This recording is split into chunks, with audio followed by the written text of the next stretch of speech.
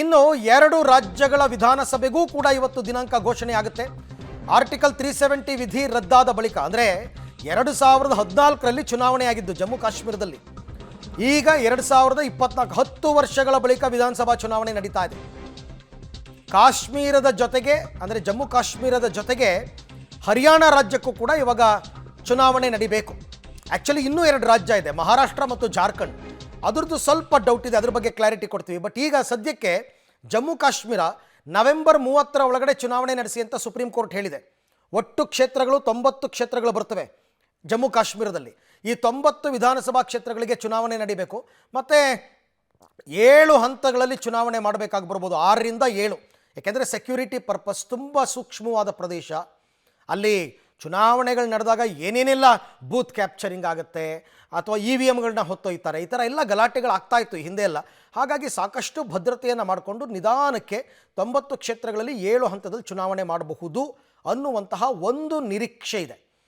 ಚುನಾವಣಾ ಆಯೋಗ ಯಾವ ರೀತಿ ತೀರ್ಮಾನ ತಗೊಳುತ್ತೆ ಅಂತಕ್ಕಂಥದ್ದು ಗೊತ್ತಿಲ್ಲ. ಇನ್ನು ಹರಿಯಾಣದಲ್ಲಿ ಸದ್ಯಕ್ಕೆ BJP ಅಧಿಕಾರದಲ್ಲಿರ್ತಕ್ಕಂಥ ರಾಜ್ಯ.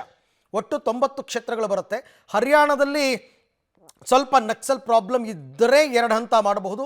ಅದರ್ವೈಸ್ 90 ಕ್ಷೇತ್ರಗಳಿಗೆ ಒಂದೇ ಹಂತದಲ್ಲಿ ಚುನಾವಣೆಯನ್ನು ಮಾಡುವಂತಹ ಸಾಧ್ಯತೆ ಇದೆ. ಈ ಬಗ್ಗೆ ಕೂಡ ಮತ್ತಷ್ಟು ಮಾಹಿತಿ ನನ್ನ ಕೊಲೀಗ್ ಶಬೀರ್ ಅವರಿಂದ ಪಡ್ಕೋತೀನಿ. ಶಬೀರ್, ಈಗ ಅಲ್ಲಿಗೆ ಜಮ್ಮು ಕಾಶ್ಮೀರ ಮತ್ತು ಹರಿಯಾಣ ಫಿಕ್ಸು, ಮಹಾರಾಷ್ಟ್ರ ಮತ್ತು ಜಾರ್ಖಂಡ್ ಇದೆರಡು ರಾಜ್ಯಗಳದ್ದು ಒಟ್ಟಿಗೆ ಅನೌನ್ಸ್ ಆಗುತ್ತಾ? ಯಾಕೆಂದರೆ 4 ರಾಜ್ಯಗಳಿಗೆ ಈ ವರ್ಷಾಂತ್ಯಕ್ಕೆ ಚುನಾವಣೆ ನಡೀಬೇಕು. ಸೊ ಅದನ್ನು ಸಪ್ರೇಟಾಗಿ ಏನಾದ್ರು ಇಡ್ತಾರಾ ಅಂತ 2 ರಾಜ್ಯಗಳನ್ನು? ವಿಧಾನಸಭೆಯ ಅವಧಿ ಅಂತ್ಯ ಆಗುವಂಥದ್ದು ಜಾರ್ಖಂಡ್ ಮತ್ತು ಮಹಾರಾಷ್ಟ್ರದ್ದು ಇನ್ನೂ ಕೂಡ ಸಮಯ ಇರುವಂಥದ್ದು. ಜಾರ್ಖಂಡ್ ಜನವರಿಯಲ್ಲಿ ಅಂತ್ಯ ಆದರೆ ಮಹಾರಾಷ್ಟ್ರದ್ದು ನವೆಂಬರ್ನಲ್ಲಿ ಅಂತ್ಯ ಆಗುತ್ತೆ. ಹೀಗಾಗಿ ಒಂದು ಸ್ವಲ್ಪ ಸಮಯ ಇರುವಂಥ ಹಿನ್ನೆಲೆಯಲ್ಲಿ ಅವನ ಮುಂದಿನ ಹಂತದಲ್ಲಿ ನಡೆಸುವಂಥ ಸಾಧ್ಯತೆಗಳು ಸದ್ಯಕ್ಕೆ ಇದ್ದಾವೆ. ಈಗ ಪ್ರಾಥಮಿಕವಾಗಿ ಸಿಕ್ಕಿರುವಂಥ ಮಾಹಿತಿಗಳ ಪ್ರಕಾರ ಹರಿಯಾಣ ಮತ್ತು ಜಮ್ಮು ಕಾಶ್ಮೀರದ ಚುನಾವಣೆಗಳು ನಡೆಯುವಂಥ ಸಾಧ್ಯತೆಗಳಿದ್ದಾವೆ. ಅದಕ್ಕೆ ಸಂಬಂಧಪಟ್ಟಂತೆ ದಿನಾಂಕ ಇವತ್ತು ಘೋಷಣೆ ಆಗ್ಬೋದು. ಮುಖ್ಯವಾಗಿ ಸೆಪ್ಟೆಂಬರ್ 30ರ ಒಳಗಡೆ ಚುನಾವಣೆಯನ್ನು ಜಮ್ಮು ಕಾಶ್ಮೀರದಲ್ಲಿ ನಡೆಸಬೇಕು ಅಂತ ಸುಪ್ರೀಂ ಕೋರ್ಟ್ ಹೇಳಿತ್ತು. ಹೀಗಾಗಿ ಆ ಡೆಡ್ಲೈನ್ ಒಳಗಡೆ ಚುನಾವಣೆ ಮುಗಿಸುವಂತಹ ಗುರಿಯನ್ನು ಈಗ ಕೇಂದ್ರ ಚುನಾವಣಾ ಆಯೋಗ ಇಟ್ಕೊಂಡಿತ್ತು. ಈ ಹಿಂದೆ ಲೋಕಸಭೆ ಚುನಾವಣೆ ನಡೆಸುವ ಮೂಲಕ ಯಾವ ರೀತಿಯಾಗಿ ಚುನಾವಣೆಯನ್ನು ನಡೆಸಬಹುದು ಮತ್ತು ಭದ್ರತೆಯನ್ನು ಹೇಗೆ ಕಂಡಕ್ಟ್ ಮಾಡಬೇಕು ಅನ್ನೋದಕ್ಕೆ ಸಂಬಂಧಪಟ್ಟಂತೆ ಒಂದು ಅನುಭವವನ್ನು ಈಗ ಚುನಾವಣಾ ಆಯೋಗ ಮಾಡಿಕೊಂಡಿರುವಂಥದ್ದು. ಅದೇ ಹಂತದಲ್ಲಿ ಈಗ ವಿಧಾನಸಭೆ ಚುನಾವಣೆಯನ್ನು ಕೂಡ ಮಾಡಲಿಕ್ಕೆ ಎಲ್ಲ ರೀತಿಯಾದಂಥ ಸಿದ್ಧತೆಗಳನ್ನು ಮಾಡಿಕೊಂಡಿದೆ. ಇತ್ತೀಚೆಗಷ್ಟೇ ಕೇಂದ್ರ ಚುನಾವಣಾ ಆಯೋಗ ಜಮ್ಮು ಕಾಶ್ಮೀರಕ್ಕೆ ತೆರಳಿತ್ತು. ಅಲ್ಲಿ ಮಾಹಿತಿಯನ್ನು ಕಲೆ ಹಾಕುವಂಥ ಕೆಲಸವನ್ನು ಕೂಡ ಮಾಡಿತ್ತು. ಈಗ ಅಲ್ಲಿ ಚುನಾವಣೆಗೆ ಬೇಕಾದಂಥ ಎಲ್ಲ ಅಗತ್ಯ ತಯಾರಿಗಳನ್ನು ಕೂಡ ಮಾಡಿಕೊಂಡಿದೆ.